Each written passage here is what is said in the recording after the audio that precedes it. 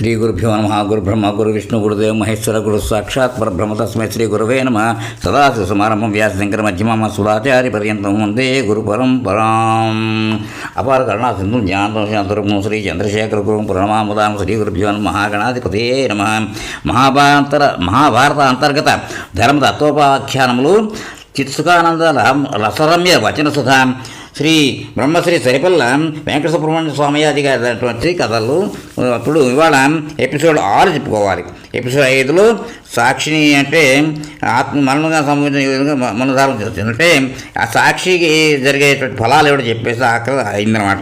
మనోధర్మశాస్త్రం చెప్పిందని చెప్పారు. ఇప్పుడు ఎపిసోడ్ 6 స్టార్టింగ్. అహింస పరమోధర్మ.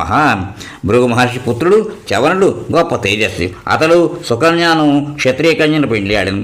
వారికి ప్రమయతి అని కుమారుడు కలిగిన. ప్రమతి అని కుమారుడు కలిగిన.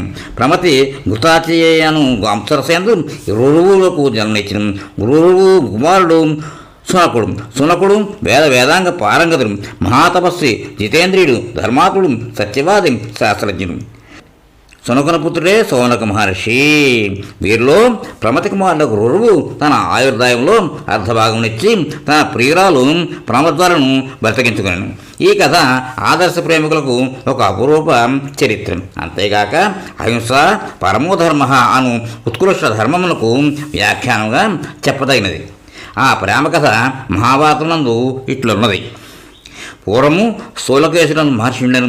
అతడు తపస్సంపన్నుడు, సకల విద్యా విశారదుడు, విశ్వావసుడను. గంధర్వరాజు ఒకప్పుడు మేనకను అప్సరతో రతికేడి జరిపిను. ఆమె గర్భము దాచి ఒక బాలికని కనను. మేనక ఆ శిశువును స్థూలకేశుని ఆశ్రమం సమూనందే విడిచి వెళ్ళను. స్థూలకేశుడు దయాంతరంగుడై ఆ బాలికను పాలించి పోషించాను.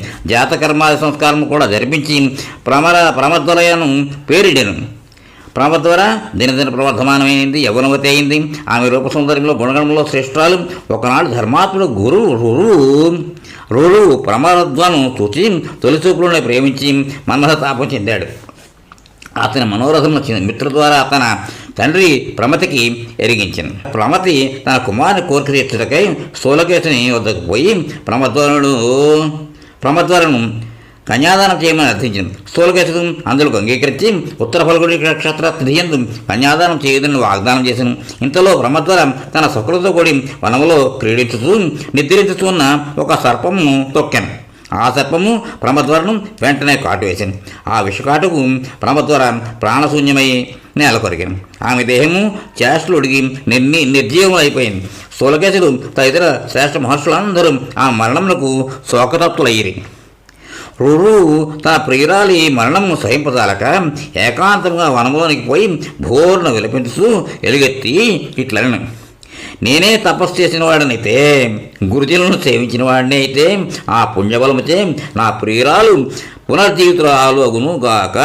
నేను జన్మించినది మొదలు ఇంద్రియ సంయమనము బ్రహ్మచర్య వ్రతమును పాలించిన వాడనైతే నా ప్రియురాలు సజీవితం పొందుగాక.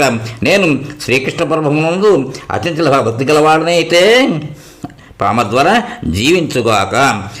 రురువు యొక్క సత్యవచన ప్రభావం నెరిగిన దేవత వెనువెంటనే ఒక దేవతతో సందేశం పంపిరి: ధర్మాత్మ, నీవు బహుముఖ దుఃఖితులై వ్యర్థ భాషణం చేస్తుంటివి.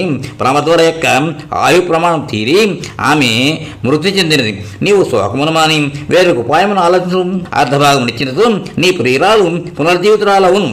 అందులకు రురువు అమితానందం చెంది: దేవశ్రేష్ఠ, నా ఆయువులో అర్ధభాగం నిత్యం సిద్ధంగా ఉంటుంది. నా ప్రియురాలు పూర్వరూపముతో సజీవురాలు కావాలను అన్నాడు. అప్పుడు దేవదూత గంధర్వరాజు యమధర్మరాజు కడకేగి రురువు యొక్క సత్యశబ్దమును నిర్ణయించింది. అంతట యమధర్మరాజు రురువు యొక్క ఆయుర్భాగముతో ప్రమదలను బ్రతికించింది. రురువు తన ప్రియురాలని వివాహమాడి ఆనందంగా ఉండను. రురువు ఆనాటి నుండి సర్పంపై ద్వేషం పొంది కనిపించిన సర్పంలా దండంతో ఒకటి వధించసాగాను. ఒక్కనాడు అతను డుండుబము అంటే విషం లేని పామును ఒకదాన్ని చంపేద్దాం అనుకున్నాడు. అప్పుడు డుండుబము మనిషి భాషలో తన అపకారము తలపెట్టని నాపై నీ క్రోధమేనా? గుండుభములు సర్పజాతికి చెందినవి కాదు కదా. ఆ కారణంగా జీవులను హింసించుట నీకు తగునా? నీవు ధర్మజ్ఞుడవు, జీవులన్నిటికీ సుఖదుఖములు ఉండను కదా. నువ్వు ఆ డుండుభము యొక్క వచనమును ఆలకించి ఆశ్చర్యచకితుడై, డుండుభమా, నీకు ఈ వికృత రూపం ఎట్టు కలిగి వచ్చినది అని ప్రశ్నించాను. అప్పుడు ఆ డుండుభము తన పూర్వజన్మ సంఘటనను ఇట్లు వివరించాను. ద్విజోత్తమ, పూర్వజన్మలో నేను సహస్రపాదుడు అను ఋషి పుంగవుడను. నాకు ఖగుడను మిత్రుండను. అతడు మహాతపస్వి. అతడు ఒకనాడు అగ్నిహోత్రం చేస్తుండగా నేను ఒక సర్పం వంటి ఆటబొమ్మతో నవ్వులాటకు అతన్ని భయపెట్టేదిని. అతడు భయంతో మూర్చిల్లి ఒక ఇంత తడవనకు చేరుకోను. అటు వెంబట క్రోధం వహించి కర్కశంగా అల్పశక్తి గల సర్పముతో భయపెట్టేది కావున నీవు అల్పశక్తి గల సర్పరూపమై జన్మించదువుగాక అని శపించేశాడు. నేను అతని శాపమునకు వెరచి క్షమాపణ కోరితే అతడు నా యందు అనుగ్రహంతో ప్రమతి పుత్రుడు రురువును దర్శించినందునే ఆ శాప విమోచనకు అవును అని పలికింది. మహాత్మా, నీ దర్శనముచే నాకు శాప విమోచనమైనది. ఇదిగో నా పూర్వరూపం మరలా వచ్చినది. ఇప్పుడు నీకు ఒక హితోపదేశము చేయదలంచితిని. అహింస పరమోధర్మ, సర్వప్రాణ మృతాంవర. సర్వప్రాణుల యందు అహింస పాటించుటే సర్వోత్కృష్టమైన ధర్మము. బ్రాహ్మణుడు ఎన్నడూ హింసా ప్రకృతి కలిగి ఉండరాదు. బ్రాహ్మణుడు లోకములందు సౌమ్యభావ సంపన్నుడని శృతి వచనం. సర్వజీవులకు బ్రాహ్మణుడు అభయప్రదాతగా ఉండవలను. బ్రాహ్మణులకు అహింస, సత్యభాషణము, క్షమ, స్వాధ్యాయం ఉత్తమ ధర్మముగా ఉండవలను. బ్రాహ్మణుడవై ఉండి నీవు క్షత్రియ ధర్మము అవలంబించుతుంటే దండధారణ, ప్రజాపాలన, ఉగ్ర స్వభావము క్షత్రియులకు సహజ ధర్మము. పూర్వం ఆస్తికుడు బ్రాహ్మణుడు జనమేజయ సర్పయాగమునకు మాన్పించి ప్రాణహింస కాకుండా పాటుపడి నీవు కూడా హింసకు స్వస్తి చెప్పి అహింసావ్రతం చేయబట్టము. ఈ విధంగా ధర్మోపదేశం గావించిన సహస్రపాద మహర్షి అంతర్ధామది. ధర్మ ఉపదేశం ఏమిటంటే దీనివల్ల నీతి లేని మన దీంట్లో అసలు ఏమిటంటే ధర్మోపదేశం యజ్ఞములందు తప్ప ఇతర సమయములందు పశు హింస చేయవాడు జన్మాంతరములందు పశువై జన్మించి హింసించబడును. ప్రాణులను తన సుఖం కొరకై హింసించేవాడు జీవన్మృతుడే అగును. ప్రాణహింస స్వర్గప్రదము కాదు.